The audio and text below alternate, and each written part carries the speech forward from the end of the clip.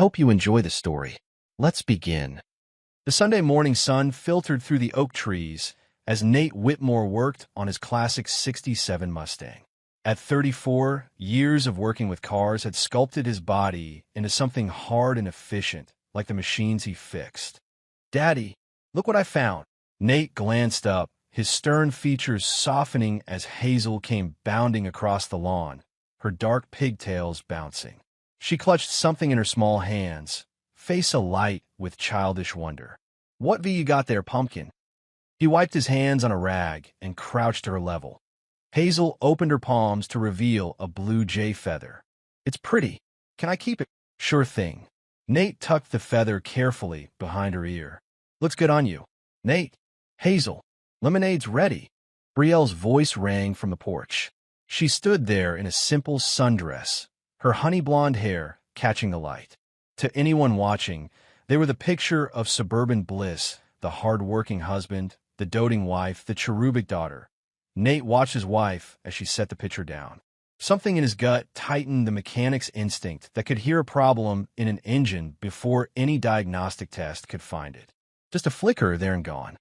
"Coming, Mommy," Hazel called, racing toward the porch. Nate followed more slowly, closing the Mustang's hood. He bought the car as a wreck 3 years ago, rebuilding it piece by piece.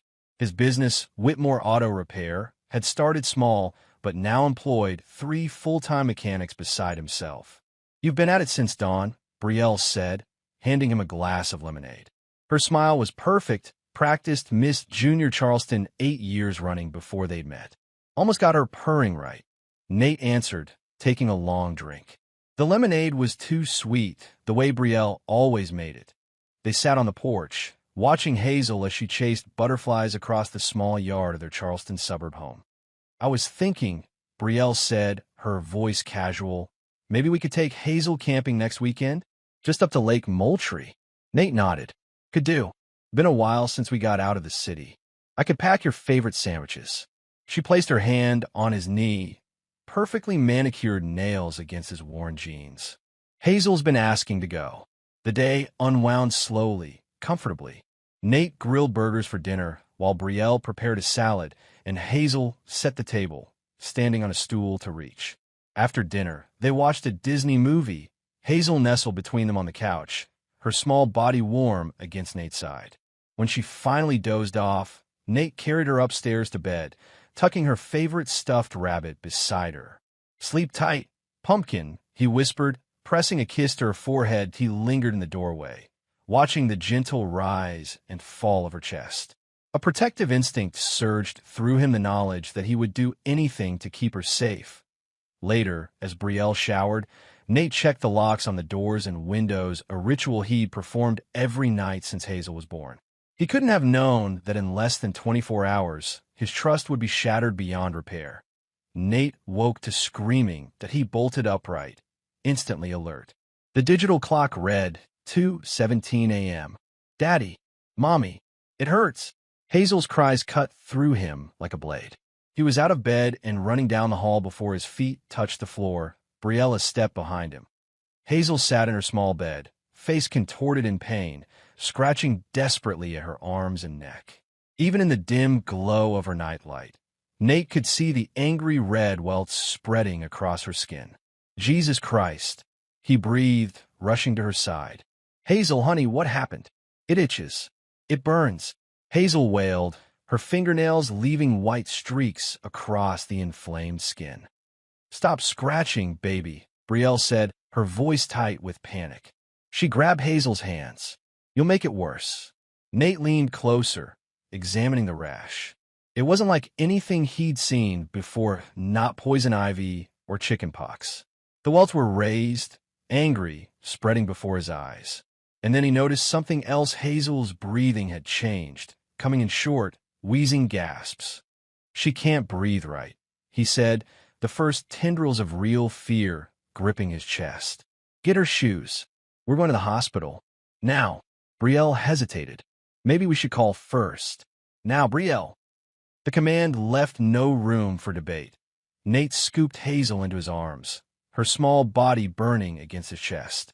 She wheezed against his shoulder, each breath a struggle. "It's okay, Pumpkin," he murmured, trying to keep the terror from his voice. "Daddy's got you. We're going to get help." Minutes later, they were in Nate's truck, Hazel wrapped in a blanket on Brielle's lap. Nate drove with single-minded focus, blowing through red lights on empty streets. Every labored breath from the passenger seat tightened the vice around his heart. "She's getting worse," Brielle said, her voice cracking. "Nate," her lips are turning blue. Something primal roared inside him. Not his little girl. Not Hazel. County Memorial's emergency entrance loomed ahead. Nate jerked the wheel, the truck's tires squealing as he pulled up directly to the ambulance bay doors. He was out in an instant, yanking open Brielle's door, taking Hazel from her arms. "My daughter can't breathe," he shouted as he burst through the doors, Hazel limp in his arms. "Someone help us." The next few minutes blurred into a chaos of scrubs and stretchers. Nate paced the small curtained area where they waited, his eyes never leaving Hazel as nurses attached monitors and oxygen, but a tall man with salt and pepper hair and a white coat entered.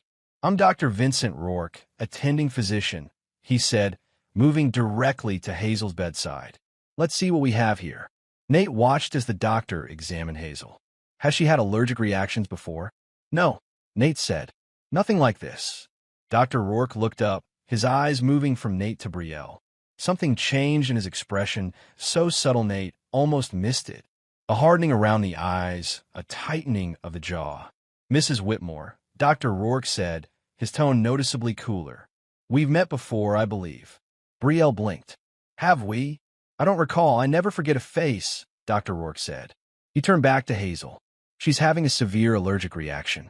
We need to administer epinephrine immediately and run some tests." As the doctor worked, Nate couldn't shake the feeling that something important had just happened. He moved to Hazel's side, taking her small hand in his.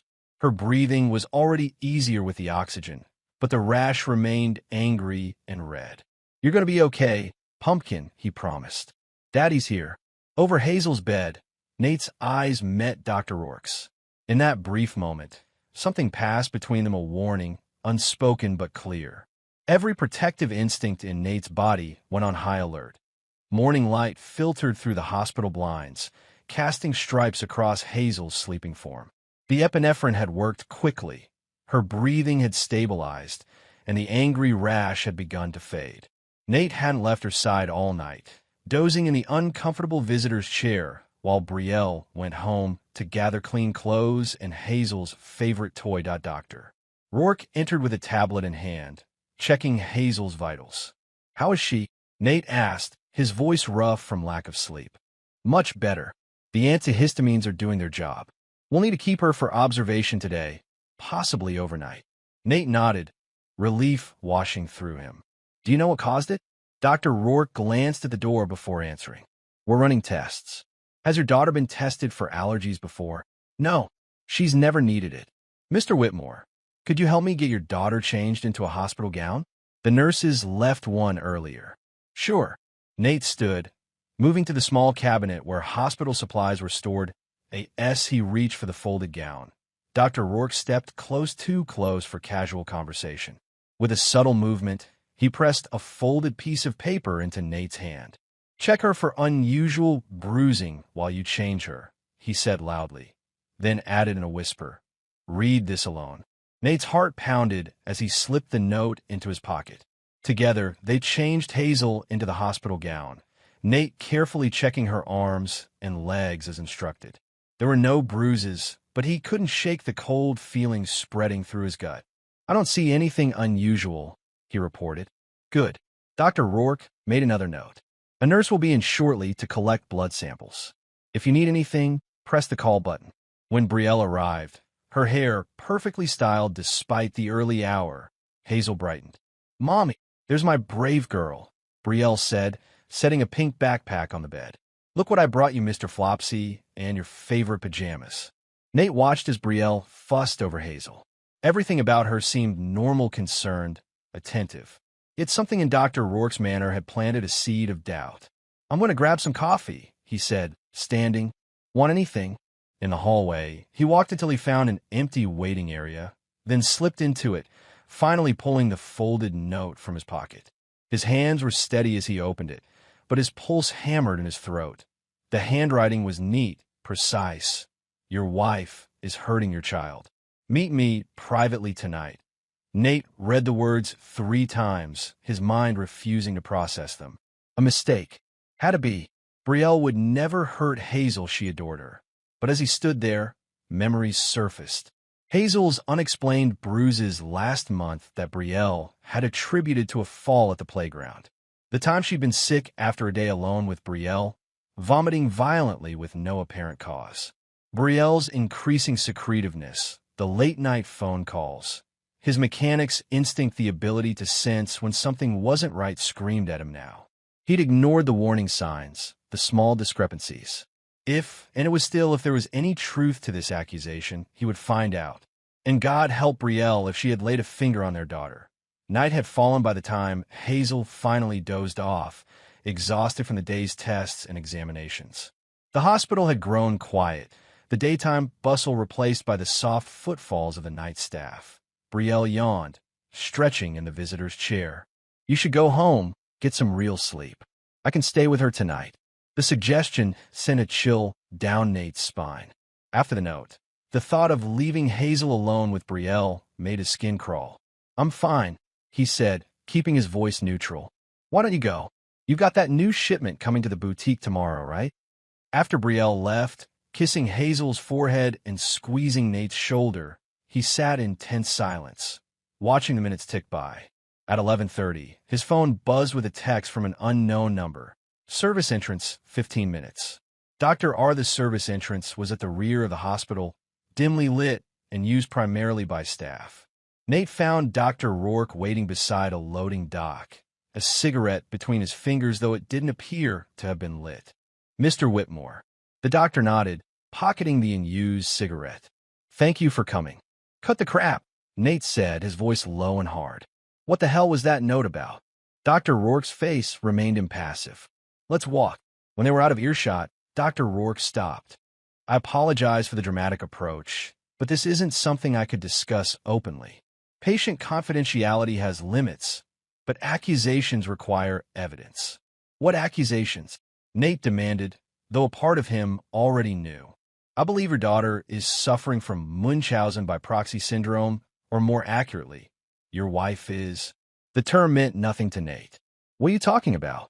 It's a form of child abuse where a caregiver, usually a mother, deliberately makes a child ill to gain attention or sympathy. The symptoms Hazel presented with were consistent with an induced allergic reaction.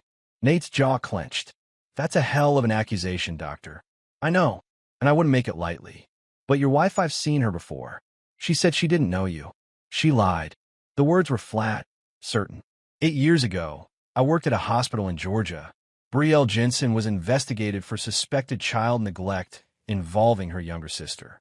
The case was dismissed insufficient evidence, and her uncle was well connected. The name hit Nate hard. Jensen, Brielle's maiden name. She told him she was from Florida, an only child. You're saying my wife has been lying to me? That she's hurting our daughter? I'm saying it's a possibility you need to consider. The test we ran today revealed traces of latex in Hazel's bloodstream. She has a severe latex allergy, which I suspect your wife knows. Jesus. Nate turned away, his mind racing. How would she even? It could be anything: latex gloves, crushed into food, residue on toys, even exposure to balloons.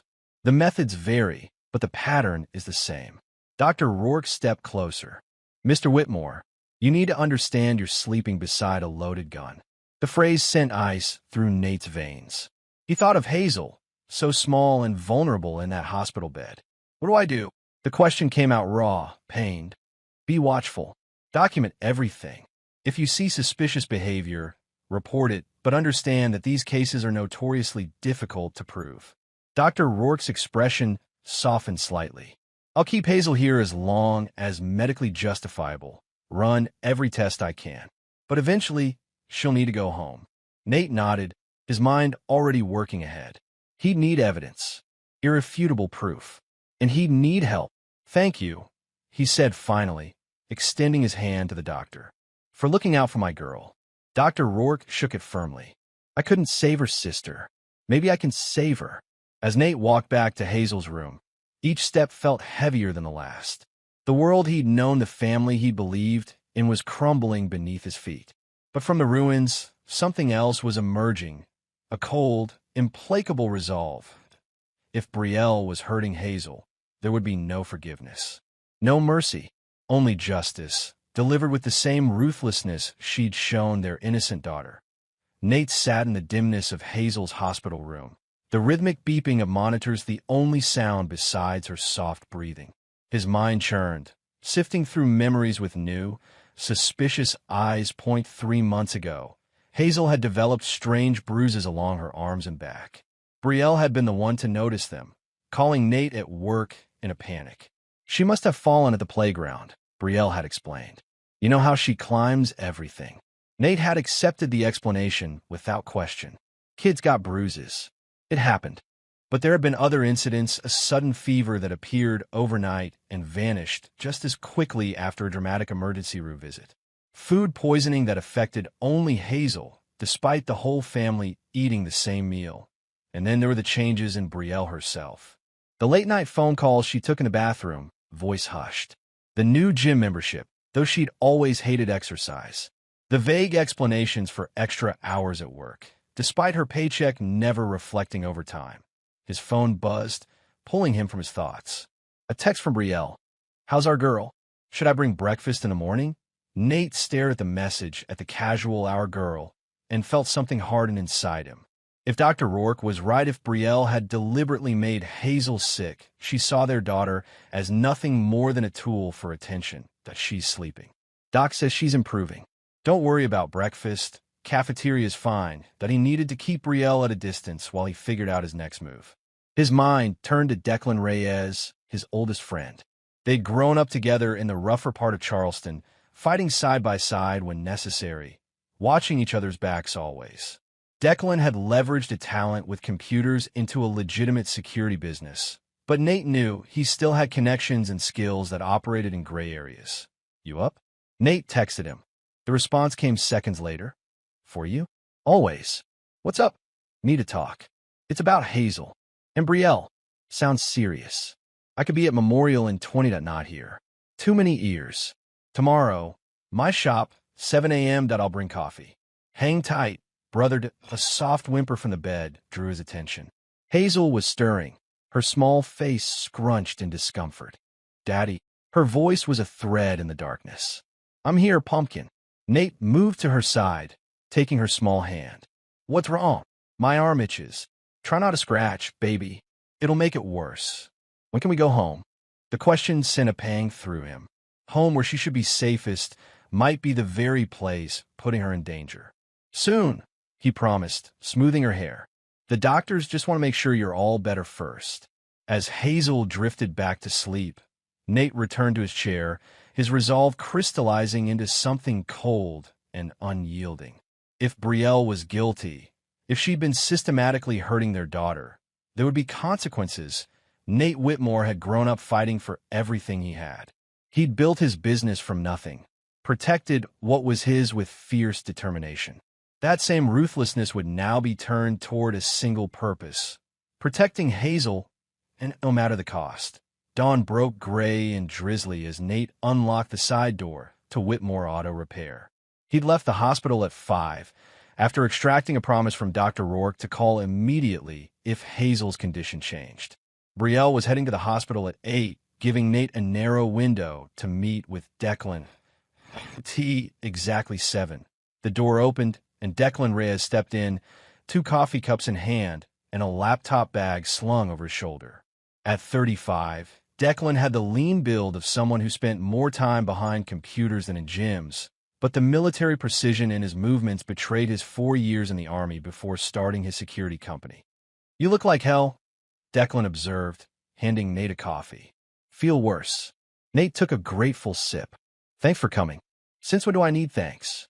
Declan set his bag on the workbench. What's going on? Your text had me worried. Nate leaned against a tool cabinet, struggling to frame the unthinkable in words. Hazel's in the hospital. Allergic reaction. Shit, man. She okay? Getting there. Nate's knuckles whitened around the coffee cup, but the doctor pulled me aside. Said he thinks Brielle caused it. Declan went very still. Come again. He recognized her from a hospital in Georgia years ago. Said she was investigated for hurting her sister, something I never knew about because apparently she doesn't have a sister. It's called Munchausen by proxy. Parents who make their kids sick for attention. Jesus Christ. Declan ran a hand over his short-cropped hair. You believe him? Nate set down his coffee, the cup hitting the workbench with a sharp click. I don't want to, but things haven't been right lately. Brielle's been acting strange, secretive phone calls, unexplained absences. And Hazel's had these random health issues that come and go. Declan's eyes, sharp and assessing, studied Nate's face. What do you need from me? Surveillance, Nate said without hesitation. I need to know what she's doing when I'm not around. I need proof either that she's innocent or that she's hurting our daughter. You want me to spy on your wife? I want you to help me protect my daughter. Can you do it or not? Declan's expression settled into something grim and determined. For Hazel? Anything. But you need to understand what you're asking. If I find something, if it turns out Brielle is doing this, there's no going back. I know. Nate's jaw tightened. If she's hurting Hazel, I don't want to weigh back. All right. Declan opened his laptop. Here's what I can do. Hidden cameras in the main areas of your house, living room, kitchen, Hazel's room. Nothing in the bathrooms or your bedroom. I can also set up monitoring on Brielle's phone if you can get me access for about 10 minutes. She leaves it charging by her bedside every night. Password's Hazel's birthday 0417. Simple enough. When can I install the equipment? Tomorrow. I'll make sure Brielle's out of the house. Nate checked his watch. I need to get back to the hospital before she arrives. I can't leave Hazel alone with her. You think she'd try something at the hospital? Nate's expression darkened. I'm not taking chances. Not with my daughter's life. Declan stood, placing a hand on Nate's shoulder. We'll figure this out. If Brielle's innocent, great. But if not, he didn't finish the thought. If not, Nate said quietly, she'll regret the day she ever touched a hair on Hazel's head. One more thing, Declan added as they headed for the door. You should talk to Sheriff Vance. If this goes south, you'll want law enforcement on your side from the beginning. Vance? Why him specifically? He had some run-ins with the Jensen family years back. Might be useful to know what he knows. Another piece of Brielle's hidden past. How many more were there? I'll reach out, Nate agreed. Thanks, December. Don't thank me yet. Declan's expression was solemn. This is just the beginning. As Nate drove back to the hospital, rain beating against the windshield, he felt as though he were heading into a storm, one that had been brewing for years without his knowledge. But storms could be weathered if you were prepared, and Nate intended to be very prepared indeed. 2 days later, Hazel was released from the hospital with a prescription for antihistamines and strict instructions to avoid latex. Dr. Rourke had pulled Nate aside one last time, his voice low and urgent. Keep a close eye on her. Document anything suspicious. And keep my number on speed dial. Nate had nodded, the weight of vigilance settling heavily on his shoulders. I will. Now, watching Brielle move around their kitchen preparing dinner while Hazel colored at the table, Nate fought to maintain a neutral expression. Declan had installed cameras the previous day, tiny, nearly invisible devices tucked into smoke detectors, light fixtures, and even Hazel's favorite teddy bear. His phone buzzed with a text from Declan. Initial setup complete. Monitoring active. Call when you could talk. I need to check on a customer's car, Nate said, standing. Won't be long. Outside in his own truck, Nate called Declan. Everything's live, Declan said without preamble. Cameras are recording to secure cloud storage that only you and I can access. I've also got a tracker on Brielle's phone and cloned her text messages. And? Nate pressed, needing to know but dreading the answer. Too early to say anything definitive. But she's been texting someone named Asher a lot. Nothing overtly suspicious, just frequent check-ins, some flirty stuff. Nate's grip tightened on the phone. Asher, who? Working on it. Based on context, probably a gym trainer. Lots of references to workouts, protein shakes. The gym membership that had seemed so out of character. Another piece fitting into a disturbing puzzle. I need you to run a background check on Brielle's family, Nate said. particularly her uncle, the one Dr. Rourke mentioned who helped her dodge the investigation in Georgia. Already on it. And I've scheduled a meeting with Sheriff Vance for tomorrow morning. He was interested when I mentioned the Jensen name. Good. Nate stared at his darkened house, at the warm light spilling from the kitchen window. Keep digging. I'll check in tomorrow. That night, after Hazel was asleep, Nate sat in the living room with his laptop, ostensibly catching up on work emails. In reality, he was watching the live feed from the camera in Hazel's room, monitoring his daughter's peaceful sleep while Brielle showered, but movement caught his eye. Brielle entering Hazel's room in her bathrobe, hair wrapped in a towel. Nate tensed, watching intently as she adjusted Hazel's covers, smoothed her hair back from her forehead, and pressed a kiss to her cheek before leaving. A normal, motherly action that left Nate confused and frustrated. If she was capable of hurting Hazel, how could she also show such genuine affection? Unless it wasn't genuine. Unless everything was an act. Sheriff Colton Vance's office smelled of coffee and gun oil, the walls decorated with commendations and family photos. At 48, Vance had the weathered look of a man who'd seen the worst humanity had to offer but hadn't lost his fundamental decency in the process. "Appreciate you making time, Sheriff," Nate said, settling into the chair across from Vance's cluttered desk. "Any friend of Declan's gets my attention." Vance leaned back, shrewd eyes assessing Nate. "He mentioned this concerns the Jensen family. My wife's maiden name is Jensen.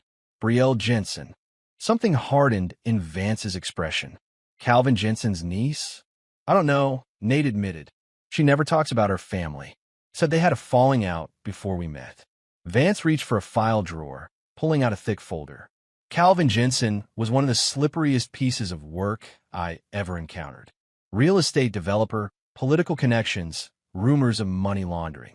Nothing we could ever make stick. He opened the folder, flipping through pages. Had a niece who was always in the background at functions. Pretty blonde thing, around 20 at the time. He slid a newspaper clipping across the desk. It showed a younger version of Brielle, standing beside a silver-haired man at some charity gala. "That's her," Nate confirmed, his mouth dry. "What's your concern here exactly?" Vance asked, his tone careful. Nate outlined the situation: Hazel's mysterious illness, Dr. Rourke's suspicions, the discoveries about Brielle's past. With each detail, Vance's expression grew grimmer. "Munchausen cases are notoriously difficult to prove," the sheriff said when Nate finished. "And if Calvin Jensen is backing her, you'll face an uphill battle in court."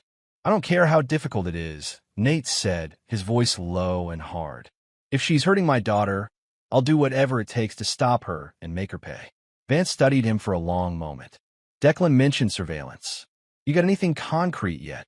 "Not yet, but we're watching. Keep doing what you're doing. Document everything." "And Nate," Vance leaned forward, his voice dropping, "be careful. If your wife suspects, and if she's really planning what this suggests, you and your daughter could be in danger." Back in his truck, Nate called Declan. "I met with Vance. He's on board, but we need more evidence." "You're in luck," Declan replied. "I've been monitoring their text exchanges all morning.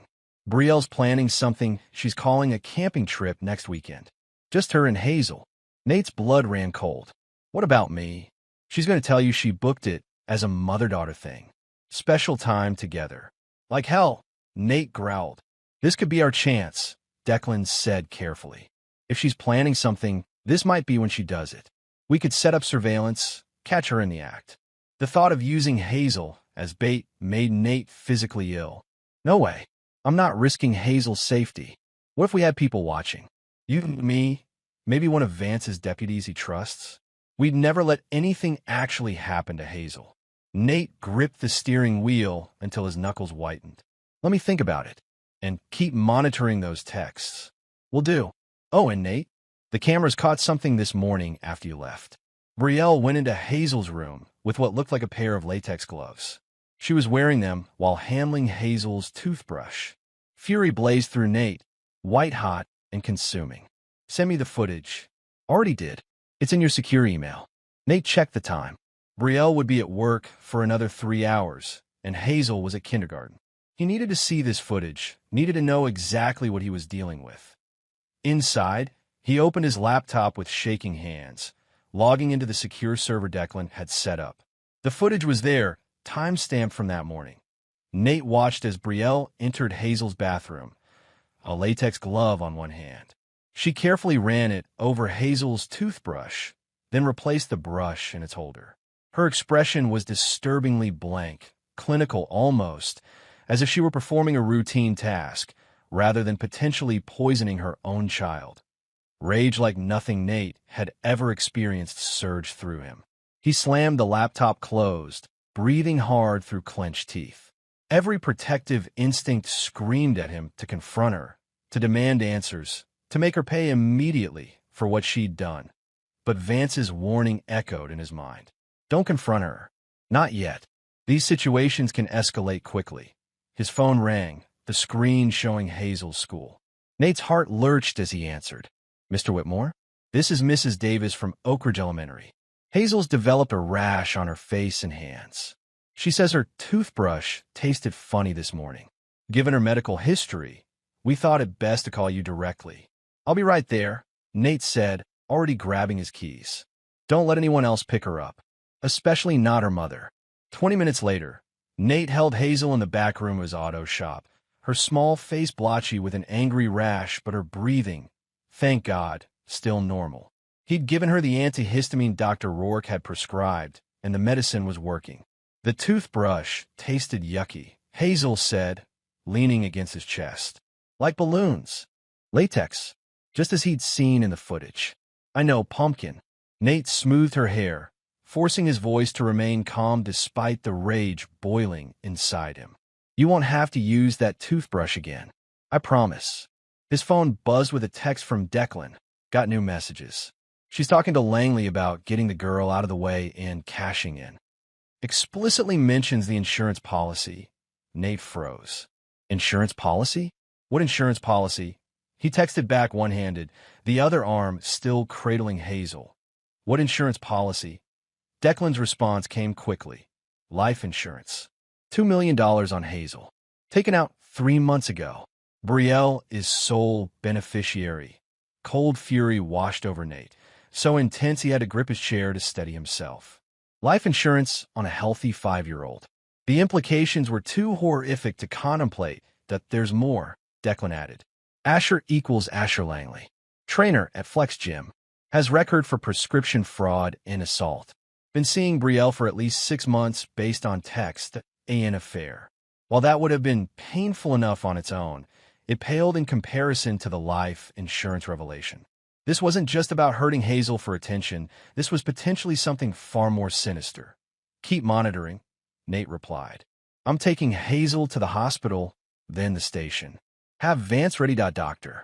Rourke's face darkened as he examined Hazel's rash in a private examination room at County Memorial. Definitely another latex exposure, he confirmed, his voice tight with controlled anger. You said her toothbrush? Nate nodded, keeping his voice low so Hazel, who was distracted by a coloring book, wouldn't hear. I have video of Brielle contaminating it this morning. Dr. Rourke's eyebrows rose. You have actual evidence? Cameras, Nate said simply. After what you told me, I had Declan install them.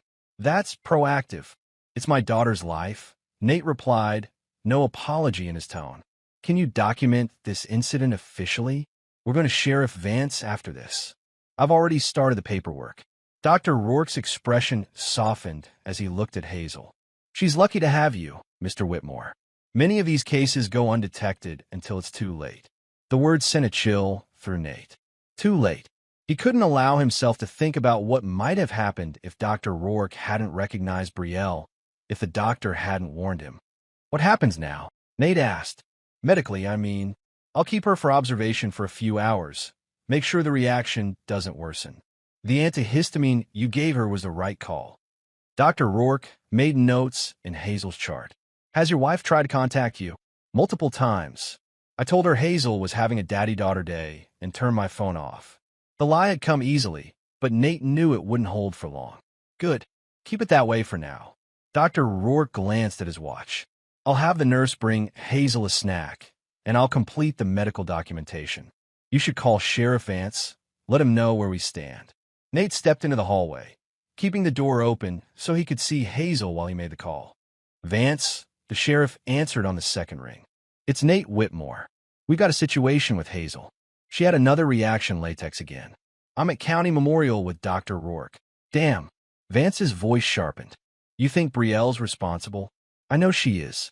Got on video Declan surveillance, caught her contaminating Hazel's toothbrush with latex gloves this morning. Declan also intercepted texts between Brielle and her boyfriend talking about getting the girl out of the way and the insurance money. A long silence followed. That's enough for me to bring her in for questioning, Vance said finally. But Nate, you need to be prepared this is going to get ugly fast. I don't care. I just want Hazel safe. Understood. I'll send Deputy Mills to the hospital to take your statement and get the documentation from Dr. Rourke. Meanwhile, I'll locate Brielle. She should be at Southside Boutique. That's where she works. Nate wasn't sure what to believe anymore about Brielle's life. Sit tight with Hazel. Don't leave the hospital until my deputy arrives. Vance's tone was firm. And Nate, don't do anything stupid. Let the law handle this. Nate ended the call, his jaw tight. The law. The same law that had failed to catch Brielle years ago when she'd hurt her sister. But he'd play by the rules for now. Hazel's safety came first. Deputy Anna Mills was young, but professional. Her notebook open as Nate detailed the morning's events and the evidence they'd gathered. They sat in a small conference room adjacent to Hazel's hospital room, where a nurse was helping her with a puzzle. Sheriff Vance has officers looking for your wife now, Mills told him. Based on the evidence you've provided, we have enough for an arrest on charges of child endangerment, at minimum. What about attempted murder? Nate asked, his voice hard. She deliberately exposed Hazel to something she knew could kill her. Mills's expression remained carefully neutral. That's for the DA to determine once we have her in custody. The texts about the insurance policy certainly suggest premeditation. His phone buzzed with another text from Declan. Be not a house or boutique. Trying to track phone location, but she may have turned it off. Langley, also MIA, from Jim. Nate showed the message to Deputy Mills, whose frown deepened. I'll update the sheriff. If they're both in the wind, that complicates things. She'll come here, Nate said with certainty. She'll want to know if Hazel's had another reaction. Mills nodded. I'll request additional security for this floor and station an officer outside Hazel's room. As Mills stepped out to make the call, Dr. Rourke entered, his expression grave. How's she holding up? He asked, nodding toward Hazel's room. Better. The rash is fading. Nate ran a hand over his face, exhaustion beginning to set in. What happens if they can't find Brielle? Legally, I mean. An arrest warrant will be issued. But in terms of Hazel's custody and protection, Dr. Rourke sat across from him. You should contact a family law attorney immediately. File for emergency sole custody based on the evidence and the ongoing investigation. The conversation was interrupted by a commotion in the hallway. Nate stood, instinctively moving toward Hazel's room, when Sheriff Vance appeared in the doorway. We found Brielle, he said without preamble. She was at the gym with Langley. Both are in custody now. Relief coursed through Nate, quickly followed by a darker satisfaction. Did she say anything? Denied everything, of course. Said she had no idea how latex got on the toothbrush. Claimed the texts were being misinterpreted. Vance's expression suggested what he thought of those denials. Langley started trying to distance himself the moment we mentioned potential charges. He'll flip on her to save his own skin. What now? Nate asked. Now we build the case. The DA's reviewing the evidence, but with the video, medical documentation, and those texts, we have a solid foundation. Vance's eyes turned to Hazel's room. How's she doing? Better. They'll probably release her soon. Nate lowered his voice. I'm taking her to Declan's guest house. Safer than our place. Vance nodded approvingly. Smart move. I'll assign a patrol to check the area regularly, just as a precaution. Brielle will be held without bail, given the flight risk and danger to a minor, but it doesn't hurt to be careful. After Vance left, Nate returned to Hazel's side, watching as she meticulously arranged puzzle pieces. She looked up as he entered, her smile immediate and trusting. Where's Mommy? She asked innocently. Is she coming to see me too? The question cut through Nate like a blade. How did you explain to a 5-year-old that her mother had deliberately made her sick? Mommy's busy right now, he said carefully. But guess what? You and I are going to have a special sleepover at Uncle Declan's house tonight. His place has a pool. As Hazel chattered about swimming and which books to bring, Nate's mind turned to practical matters. He needed to hire a lawyer, file for emergency custody, sort out what to tell Hazel's school.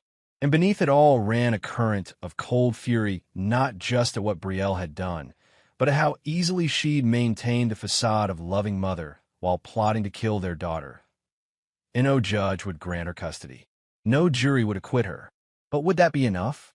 A prison sentence, however long, didn't feel like justice for what she'd done to Hazel, for the betrayal of the most sacred trust that in that moment. Watching Hazel's innocent happiness at the prospect of a sleepover, Nate decided legal justice would be only the beginning. He would dismantle Brielle's life piece by piece. Her reputation, her freedom, her future, all of it forfeit from the moment she'd first deliberately harmed their daughter. Deputy Mills escorted them to Nate's truck, then followed as they drove to the Whitmore home to collect Hazel's things. The house felt different now, tainted by knowledge of what had happened within its walls. Nate moved efficiently, packing Hazel's clothes, toys, and essentials while Mills kept Hazel entertained in the living room, in the master bedroom. Nate hesitated before opening Brielle's bedside drawer. Inside, beneath a stack of magazines, he found a small notebook. Flipping through it, his blood ran cold. Detailed notes on Hazel's allergic reactions dates, symptoms, substances used. A clinical record of abuse disguised as a concerned mother's observations that he slipped the notebook into his pocket. More evidence that, they prepared to leave. Hazel asked to bring a photo of the three of them, Nate, Brielle, and herself taken at the beach last summer. The request twisted in Nate's chest. How about this one instead? He suggested, finding a picture of just Hazel and himself from her birthday. But where's Mommy in that one? Hazel's lower lip trembled slightly. Tell you what, Nate said, crouching to her level. Let's take both. We can decide which one to put up later. At Declan's guest house, a modern one-bedroom cottage behind his main residence, Nate settled Hazel, and while Declan pulled him aside to update him. Brielle's lawyered up already, Declan reported. Her uncle Calvin got her some hotshot defense attorney from Charleston. Doesn't matter, Nate said flatly. We have evidence. Solid evidence. I know. Just be prepared for a fight. Declan glanced toward the door where Hazel was arranging her stuffed animals on the guest bed. What are you going to tell her? It was the question Nate had been dreading since this began. How did you shatter a child's world, even when necessary? As little as possible, for now, he decided. That Mommy did something wrong and has to go away for a while. Declan nodded slowly. And the camping trip? The one she was planning. What about it? I've been thinking we still don't have concrete proof of what she intended to do on that trip. We have suggestive texts, yes, but her lawyer could argue those were misinterpreted. Nate saw where he was going. You want to let her think the trip is still happening. Set a trap. With Hazel safely away, obviously, Declan clarified quickly. But if we could get Brielle on record discussing her plans with Langley, it was ruthless, calculated, and exactly what Nate needed to ensure Brielle never threatened Hazel again. Let me talk to Vance, he said. If we can do this officially, with his department involved, that's better for the case. And if he says no, Nate's expression hardened. Then we do it anyway. In the guest bedroom, Hazel called for him, wanting help arranging her new sleeping area. As Nate helped her set up her stuffed animals just right, he felt a surge of fierce protectiveness. Half measures would be enough. No legal punishment sufficient. Brielle had violated the most sacred trust, and for that, Nate would ensure she paid the fullest possible price. The seeds of revenge, planted the moment he'd read Dr. Rourke's note, had taken root. Now they would grow into something Brielle would never see coming until it was too late. Sheriff Vance's office felt smaller with 5 people crowded inside. Nate sat beside his newly hired attorney, Patricia Donovan, a steely-eyed woman with a reputation for aggressive representation in family court. Across the desk, Vance was flanked by Deputy Mills and the district attorney, Martin Flores. Let me get this straight, Flores said, tapping a pen against a legal pad. You want us to release Brielle Whitmore on bail, knowing she's a flight risk and a danger to a minor, so you can catch her in a more serious crime? She's already planning it, Nate insisted. The camping trip, the texts between her and Langley make it clear that's when she intended to kill my daughter. Those texts are suggestive, but not explicit, Flores countered.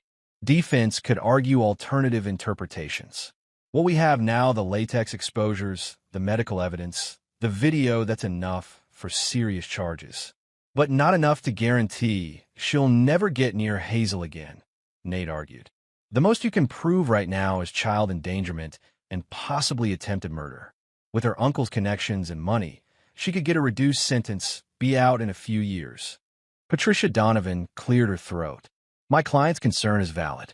In similar cases, perpetrators have received sentences as short as 5 to 7 years, with possibility of parole.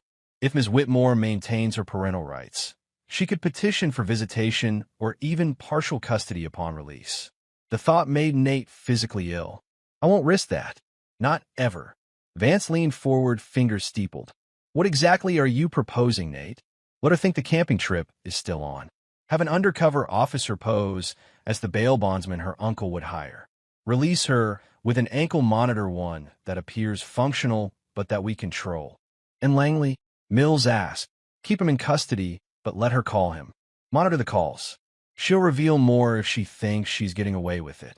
If she thinks she can still carry out their plan. Flores shook his head. Too many legal gray areas. Defense would cry entrapment. Not if we don't suggest anything, Donovan countered. If she initiates all discussions of her plans, if the actions and ideas are entirely hers, it's not entrapment. Vance sat back, considering. I can't officially sanction this. Too many risks, too many ways it could backfire legally. However, if Brielle's uncle posts bail, which he likely will, we can't legally prevent her release as long as the judge approves it. What happens after that? Well, we can certainly maintain surveillance on a suspect in an ongoing investigation. Flores shot Vance a sharp look. You're walking a very fine line, Sheriff. I'm protecting a child, Vance replied evenly, by whatever legal means necessary. 2 days later, Nate watched from Declan's security room as Brielle returned to their house, escorted by a man in an expensive suit, her Uncle Calvin, presumably. She wore an ankle monitor, her bail conditions stipulating no contact with Hazel and restricted movement. Declan had enhanced the existing surveillance system in the Whitmore home, ensuring every room except the bathrooms was now monitored. Sheriff Vance had officially distanced himself from the operation, but had assigned Deputy Mills to maintain case documentation, which gave them a direct line to law enforcement. She's checking her phone, Declan noted, pointing to one of the monitors. First thing she did after her uncle left. Nate watched as Brielle scrolled through messages, her face expressionless. Then she made a call, putting it on speaker as she moved around the kitchen. Ash, it's me, she said, her voice eerily normal. I'm out at home. They've got this stupid monitor on me, but Calvin's lawyer says it's just procedure. Bree, what the hell? Langley's voice came through, clearly the jail call being recorded. The cops are saying you tried to poison your kid, that I was helping you. Don't be stupid, Brielle hissed. They're recording these calls. Just shut up and listen. Calvin's working on getting you out next. The case is weak, just circumstantial stuff. They're trying to scare us. They've got texts, Bree. Our texts. About the money, about the camping trip, which prove nothing, Brielle said smoothly. We can say it was about anything. Vacation plans after a divorce. Whatever. The point is, we stick to the story. I didn't do anything to Hazel. The latex was accidental exposure. The texts were misinterpreted. And the video they mentioned? Of you with the gloves. A flicker of uncertainty crossed Brielle's face. What video? Nate felt a grim satisfaction. She didn't know about the cameras. Didn't know how thoroughly she'd been observed. They said they have video of you putting latex on the kid's toothbrush, Langley pressed. That true. Brielle's expression hardened. They're bluffing. There weren't any cameras in our house. But it doesn't matter. They can't prove intent. Jesus, Bree. This is insane. I didn't sign up for. For what? She snapped. For $2 million? For a fresh start? That's exactly what you signed up for. And nothing's changed. Nothing. She lowered her voice. The camping reservation still stands. 2 weeks from now. Enough time for this to die down.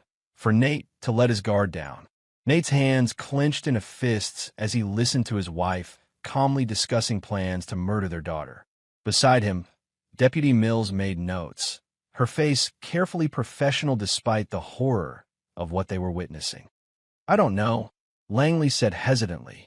This feels too risky now. It's only risky if you lose your nerve, Brielle said coldly. Get out on bail, lay low, and be ready. Nate's predictable. He'll want to play nice for Hazel's sake. Shared custody, civil handoffs. All I need is 1 weekend with her. One opportunity. 9 days after her release, Brielle received a call that changed everything. Nate and the team watched as she answered her phone in the living room. Hello. Yes, this is she. Her expression shifted from annoyed to attentive. Dr. Matthews? Yes, of course I remember the appointment. Dr. Matthews was fictitious, a role played by a female officer working with Deputy Mills, calling from a number spoof to appear as coming from Charleston General Hospital. Yes, I'd like to confirm Hazel's registration, Brielle said smoothly. The camping trip is still planned for next weekend. I understand you have the previous test results. Yes, that's right. The latex allergy. Nate felt his chest tighten as Brielle casually discussed Hazel's medical history with a stranger, discussing it specifically in the context of the upcoming camping trip. And you'll have an EpiPen available? Good, good. Brielle smiled slightly. Yes, her father is aware of the arrangements. It's all been worked out in our temporary agreement.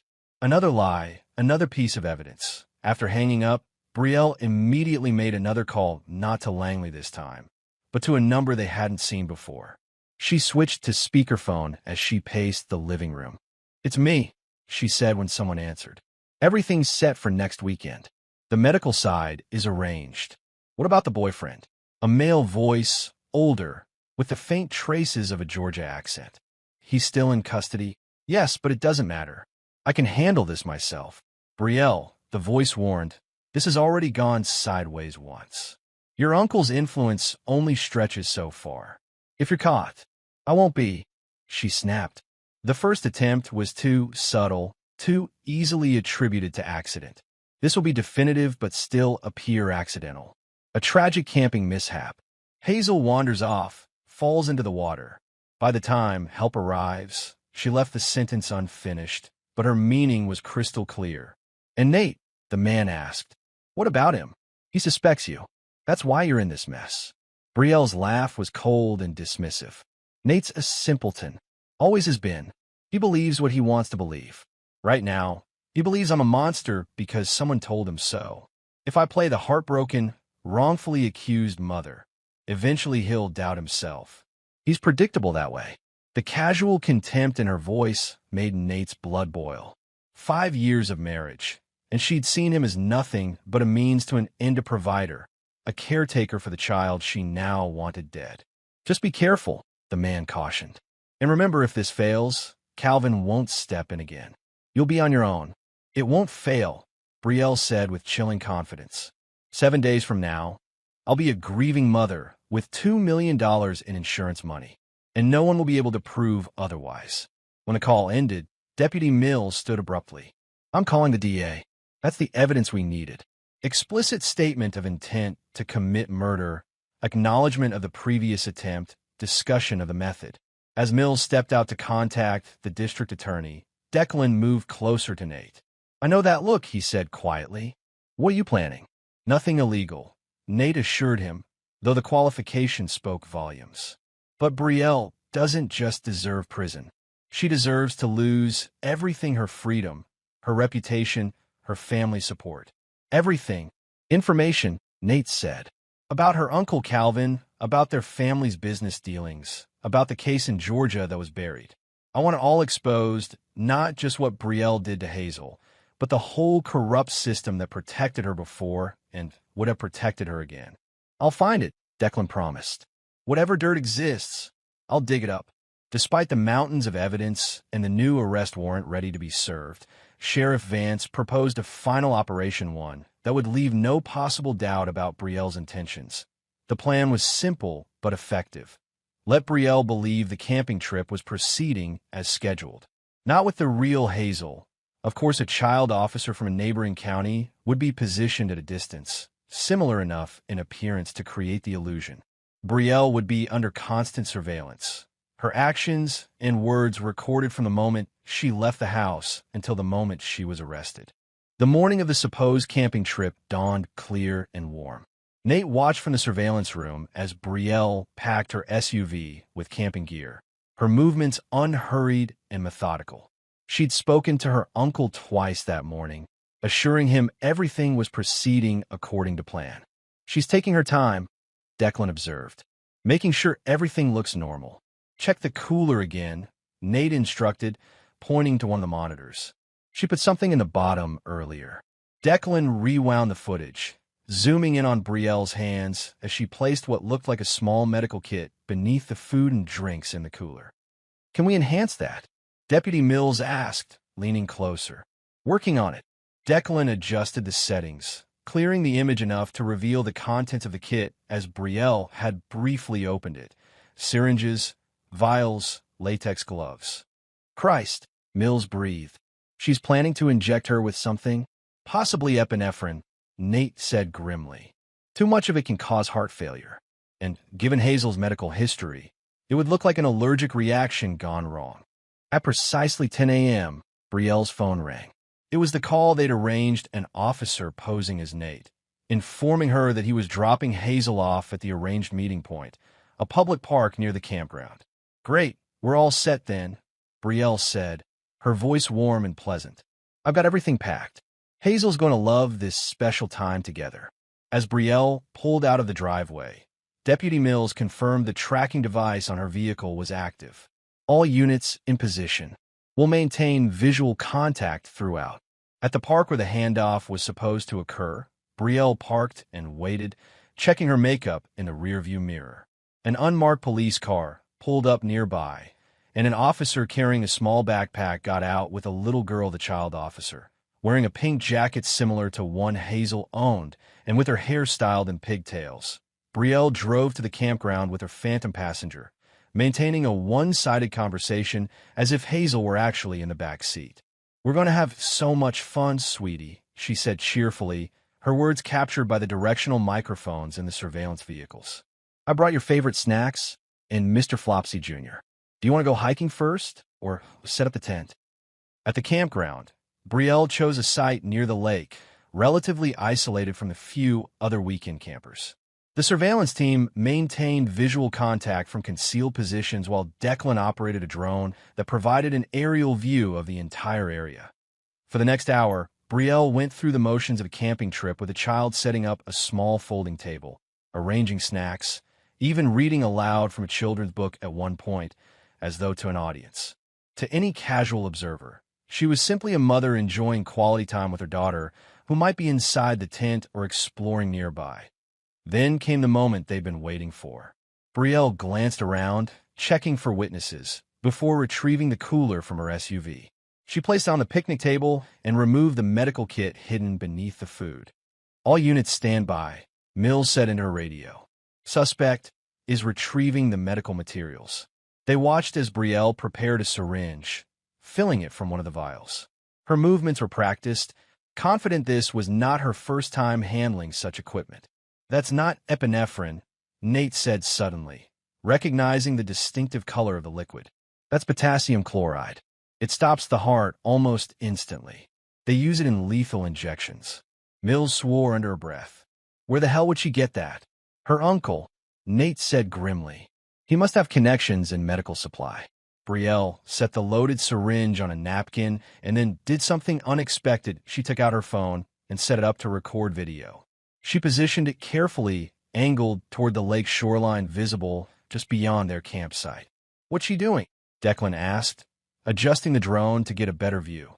"Creating her alibi," Nate realized. "She's going to record herself calling for Hazel, searching for her.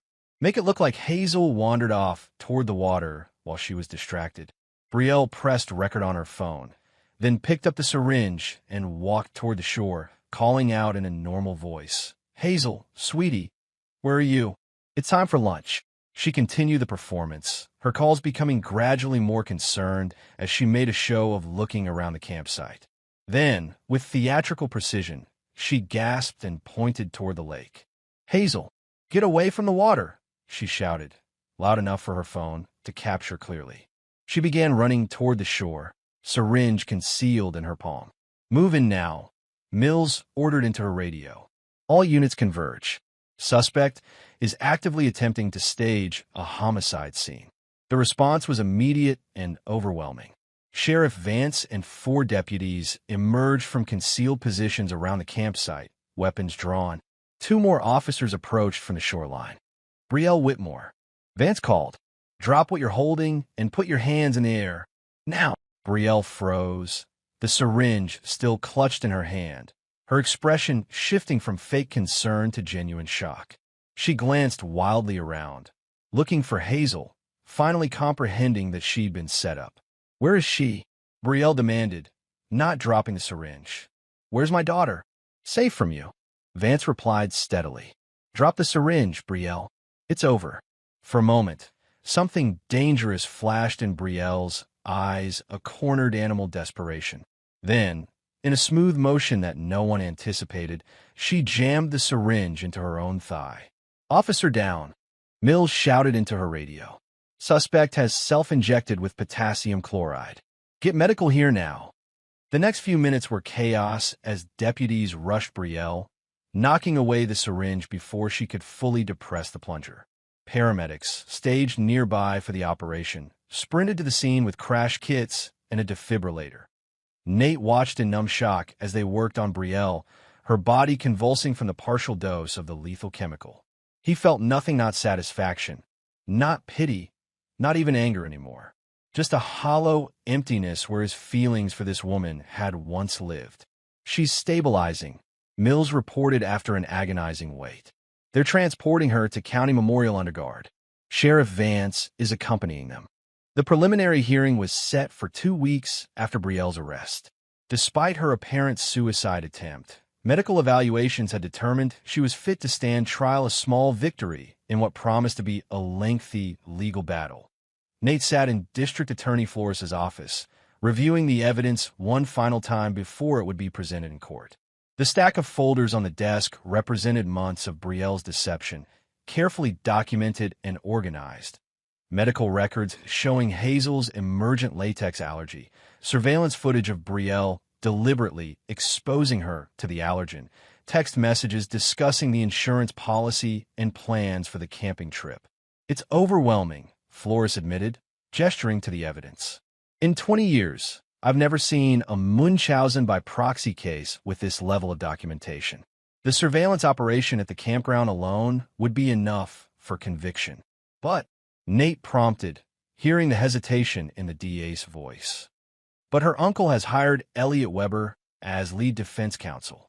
Weber's known for turning straightforward cases into media circuses, finding technicalities, painting defendants as victims themselves." "Brielle is no victim," Nate said flatly. "I agree, but Weber will try to portray her as suffering from mental illness, possibly resulting from childhood trauma." Flores slid a file across the desk. "Your friend Declan found this records from Brielle's adolescence. Multiple hospitalizations for accidents that, in retrospect, appear suspiciously self-inflicted. They'll claim she was mentally ill all along. Exactly. That she needs treatment, not punishment." Flores leaned forward. "We need to counter this narrative before it gains traction. Show that whatever her past, Brielle's actions toward Hazel were calculated, premeditated, and fully conscious." "How?" "We've subpoenaed her medical records from the last 5 years. If she's never sought psychiatric help, never been diagnosed with any disorder, it undermines the sudden mental illness defense." Flores hesitated. "There's something else. Something Weber doesn't know we have." He opened his laptop, pulling up a video file. This was recovered from Brielle's cloud storage. "We had a warrant for her electronic devices, but this was buried deep." The video showed Brielle sitting in what appeared to be a hotel room, speaking directly to the camera.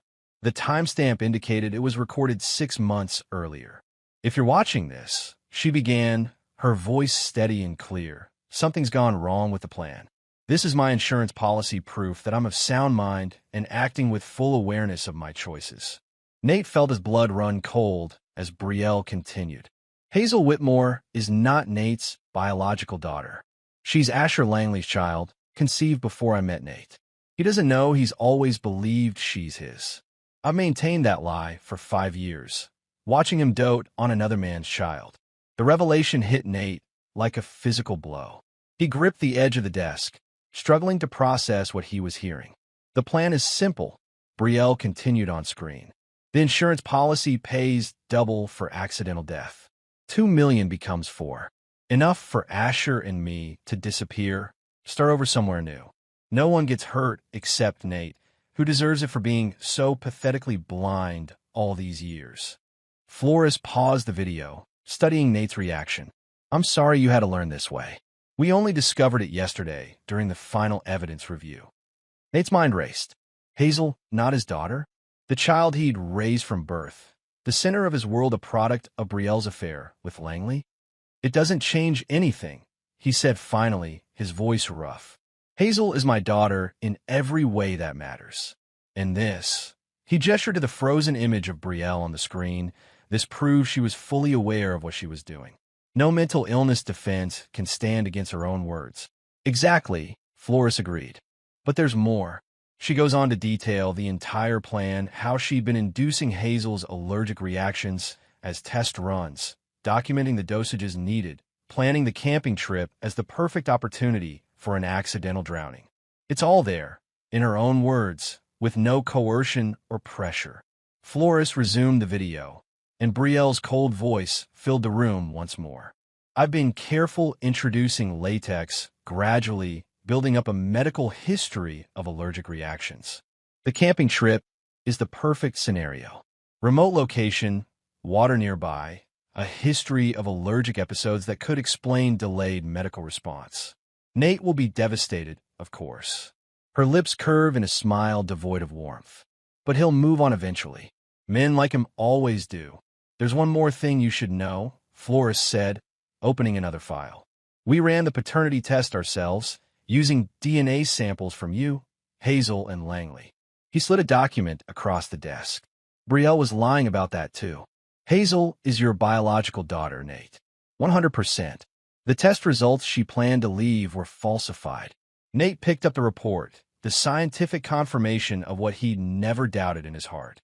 Relief washed through him, followed quickly by a renewed fury at Brielle's calculated cruelty. She'd planned to take his daughter from him twice over.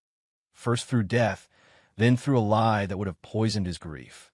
"Weber doesn't know about any of this," Flores continued. "The video or the real paternity results.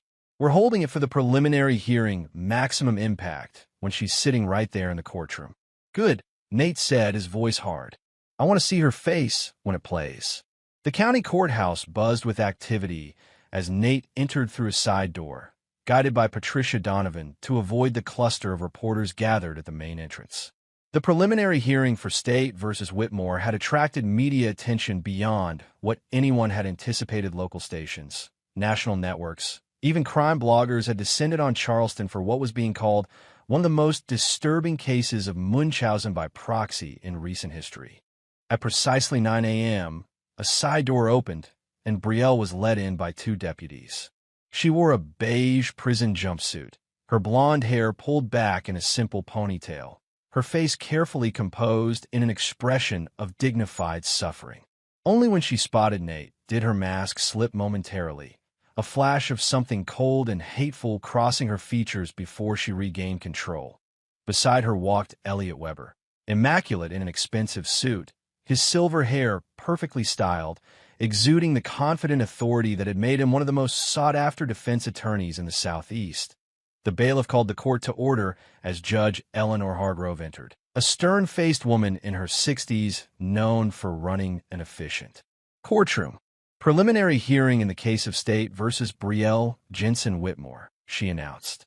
"Charges include attempted murder in the first degree, child endangerment, insurance fraud, and conspiracy to commit murder. She looked over her glasses at the attorneys. Mr. Flores, you may begin.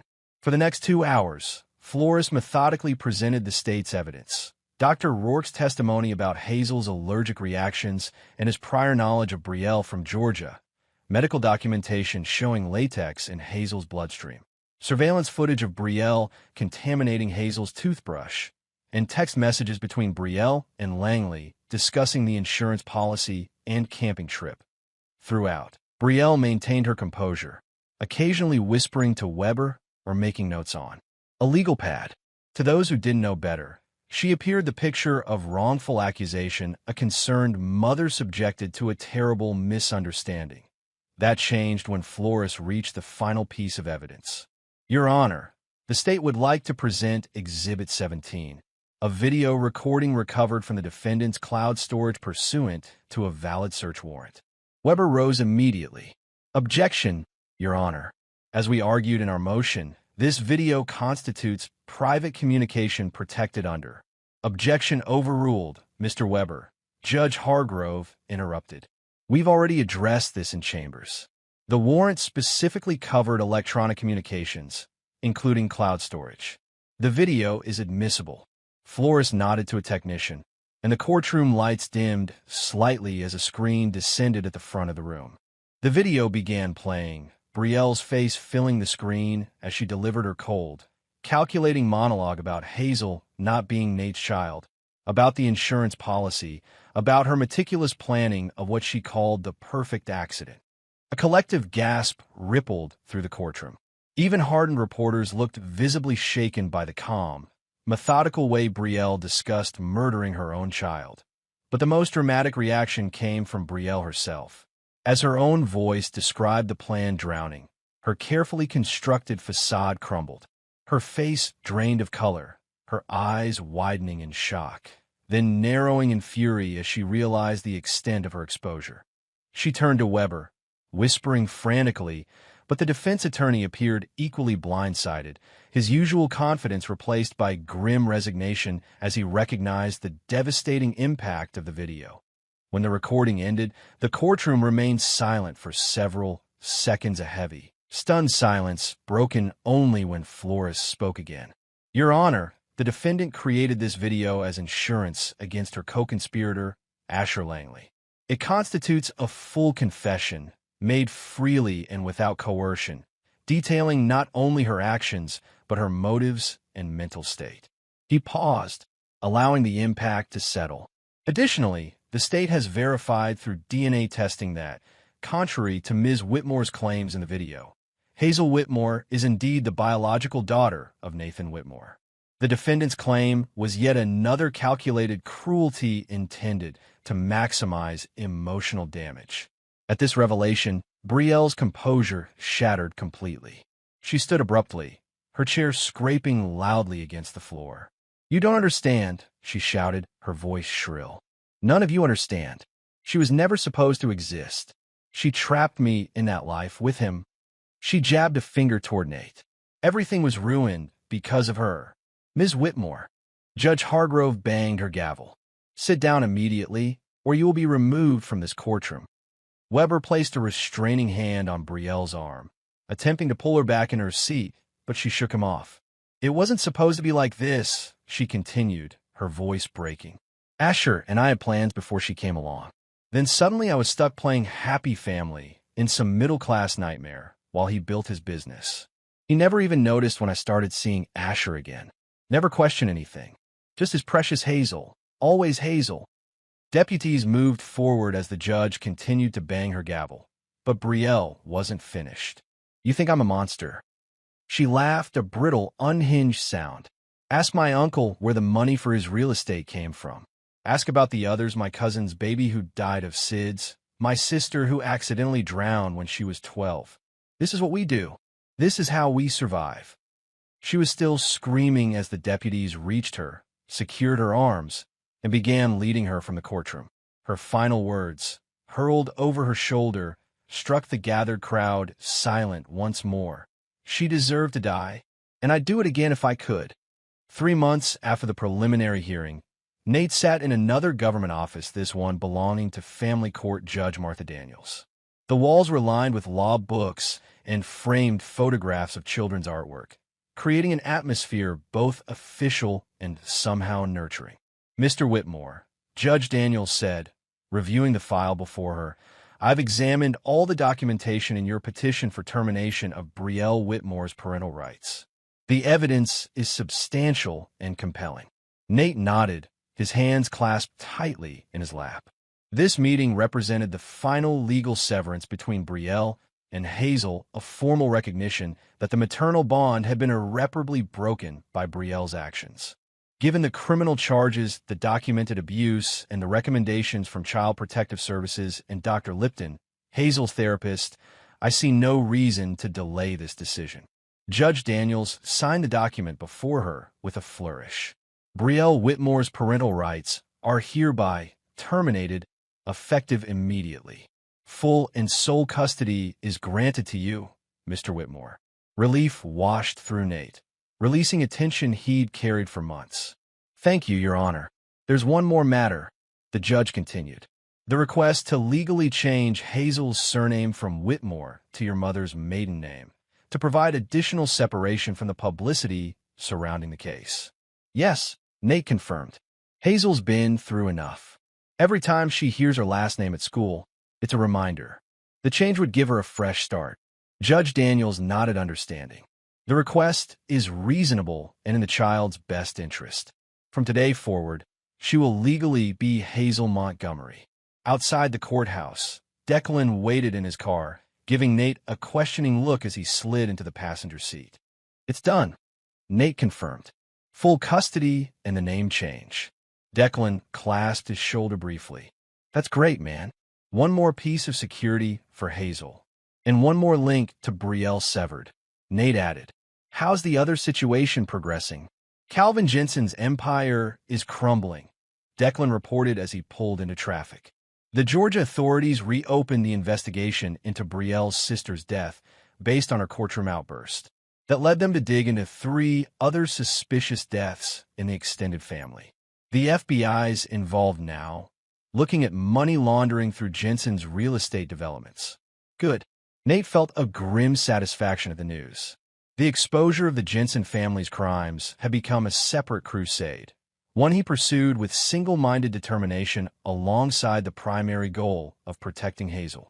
"There's something else," Declan said, his tone suggesting important news. Weber approached Flores about a plea deal. Brielle's offering to provide testimony against her uncle in exchange for a reduced sentence. Nate's jaw tightened.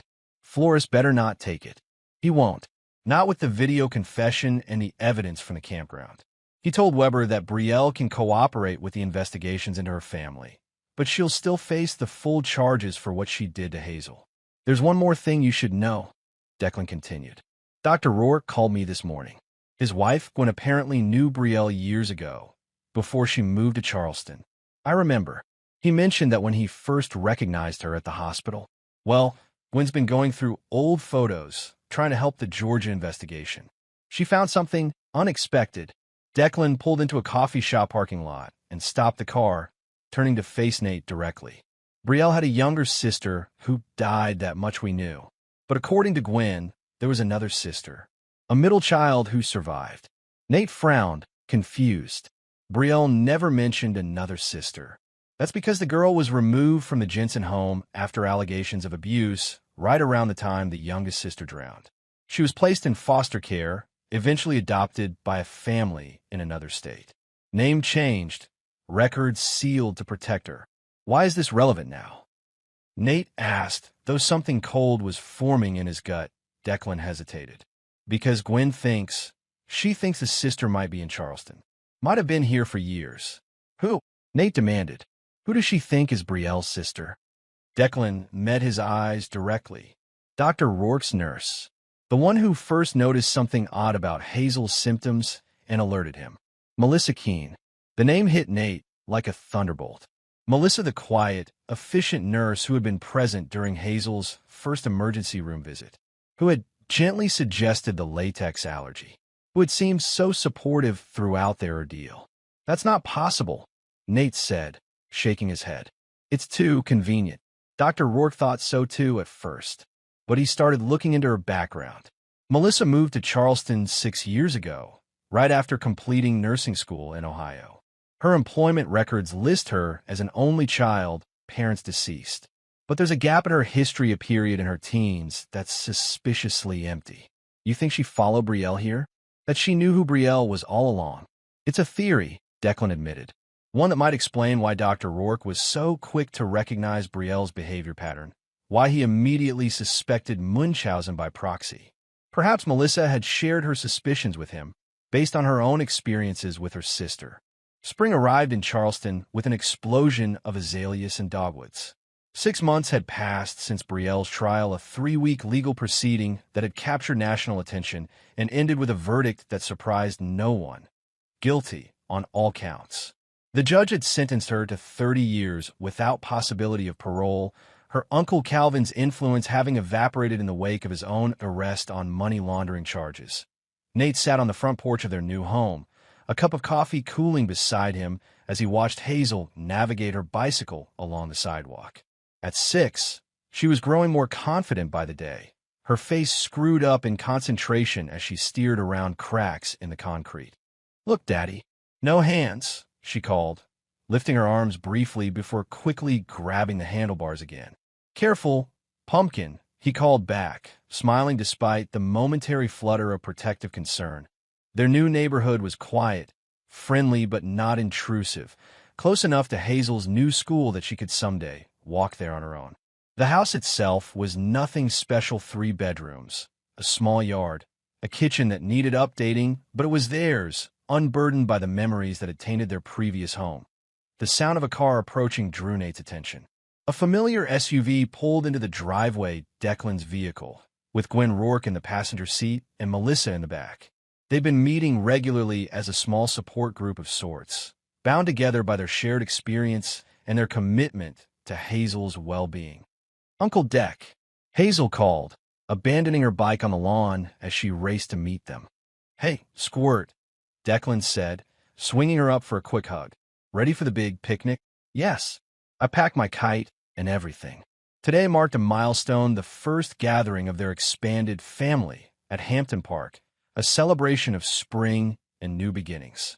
Dr. Rourke would join them later, along with Sheriff Vance and his wife, and even Patricia Donovan, who had stayed in touch long after the legal proceedings concluded. In the months since their first meeting, Melissa had become a regular presence in Hazel's life, introduced initially as a nurse friend, then gradually as a more complex figure, someone connected to her mother's family, but in a way that represented strength rather than darkness. They were taking it slowly, building trust, allowing Hazel to process the connections at her own pace. They piled into 2 cars and headed toward Hampton Park. Along the drive, Hazel chattered about school, about the science project she was working on, about the friend's birthday party she'd attended the previous weekend. Normal 6-year-old concerns, untainted by the shadows of the past. The therapy had helped tremendously. Dr. Lipton, a child psychologist specializing in trauma, had guided Hazel through the confusion and hurt with gentle expertise. They'd established early on that Hazel would know age-appropriate truths, that her mother had done something very wrong and wouldn't be part of their lives anymore, that she had tried to make Hazel sick, but that none of it was Hazel's fault.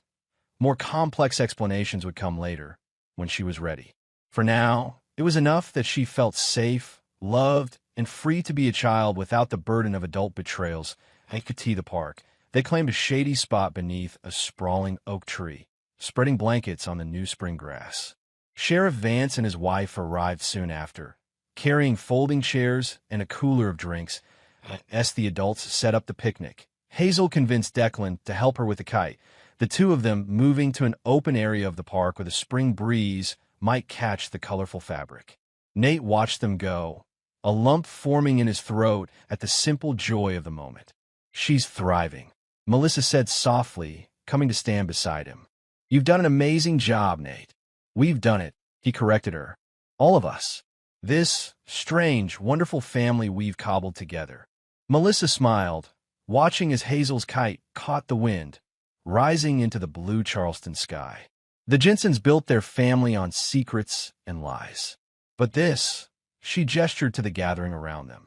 This is built on truth, on choice, on deciding who we want to be rather than being trapped by who we were. Nate nodded, understanding the depth behind her words. They'd both been shaped by Brielle's betrayal, but neither had been broken by it. And neither would Hazel be. As the afternoon progressed, clouds gathered on the horizon, promising a spring shower. They packed up unhurriedly, dividing leftovers and folding blankets with the ease of a group accustomed to working together. Back at home, after the others had departed with promises to gather again soon, Nate helped Hazel hang her damp kite in the garage to dry. The rain had caught them just as they reached the house, a brief downpour that had left them laughing and breathless as they dashed inside. "Did you have fun today?" he asked, helping her out of her rain jacket. "Uh-huh." Hazel nodded vigorously. "Uncle Deck says next time we could bring a Frisbee too. And Miss Melissa's going to teach me how to make those cookies myself." "Sounds like a plan," Nate agreed. "Go change into dry clothes, and we can watch a movie before dinner." As Hazel headed to her room, Nate moved to the kitchen window, watching raindrops pattern the glass while the sun, breaking through the departing clouds, transformed each drop into a prism of light. Brielle was gone from their lives, serving her sentence in a federal facility hundreds of miles away, her uncle's empire dismantled, her family's history of harm exposed and stopped. The legal battle had ended with justice, but the emotional journey continued a path of healing that wouldn't be completed in a day or a month or even year. Yet here they were, finding joy again, building something new from the ruins of betrayal, creating a family defined not by blood or obligation, but by choice and commitment and love. Hazel's voice called from the living room, asking for help selecting a movie. Nate turned from the window, leaving the rain and its memories behind. The future waited imperfect, uncertain, but full of possibility. And they would face it together, father and daughter, surrounded by the family they had chosen and that had chosen them in return. Outside, the storm passed, leaving the world washed clean, ready for whatever came next.